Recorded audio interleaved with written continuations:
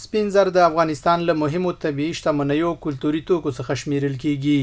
سپین زر نه یوازې اقتصادي ارزښت لري بلکې د افغانانو په دودونو، غاڼو او هنري صنعت کې هم ژوره ریښه لري. عمر خوړلی محمد طاهر وایي په افغاني ټولنه کې سپین زر د پاکوالي، سادګۍ او وقار نښه ګڼل کیږي. ښځې د سپینو زرو غاڼې نه یوازې د زینت لپاره بلکې د خپل دودیز هویت د څرګندولو لپاره کاروي.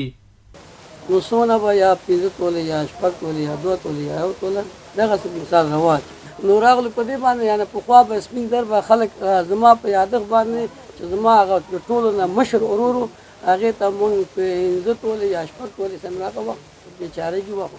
د سپینو زرو کارول د زرګرۍ له هنر سره نه بېلېدونکی تړاو لري. زرګران په ډېر مهارت سره سپین زر ویلې کوي، تاووي او پرې نقشونه جوړوي. زرګر وحید الله وایي نن سبا موږ نه دا شی نه خرڅېږي. فرض مثال یو چمکلی دی، دا یو اوږی دی، باوګان دی، غیرانونه دي، مشدۍ دي، دا شرشره ورته وایي، سلسله ورته وایي، ټیکه ورته وایي.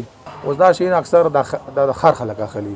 پخوا به دا کوچان اغوستو، لکه دا دیشین هم اغسته، دیشین سره هم کلیکو جوړول او کوچان مثلا هم کلیکو به جوړول. هملته زرګران به وو، همدار سره د خپل د کلي زرګر معلوم وو. یو بل زرګر سردار ولی بیا سره له دې ښکلا د سپینو زرو هنري صنعت له ځینو ستونزو سره مخامخ بولي.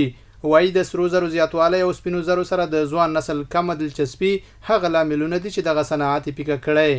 و سره زر چې راووته د دې رواج ورو ورو کمېږي صاحبه. صرف دغه انګوشتري چې ورته وایي څوک ورته ګوتې وایي، چاندینه جوړوي فرمایش ته.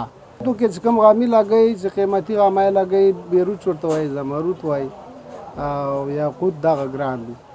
هغې پسې بیا چې دي نورمال حالات کې ارزانه دونه ګران نه وي، هغې ته پیروزه وایي.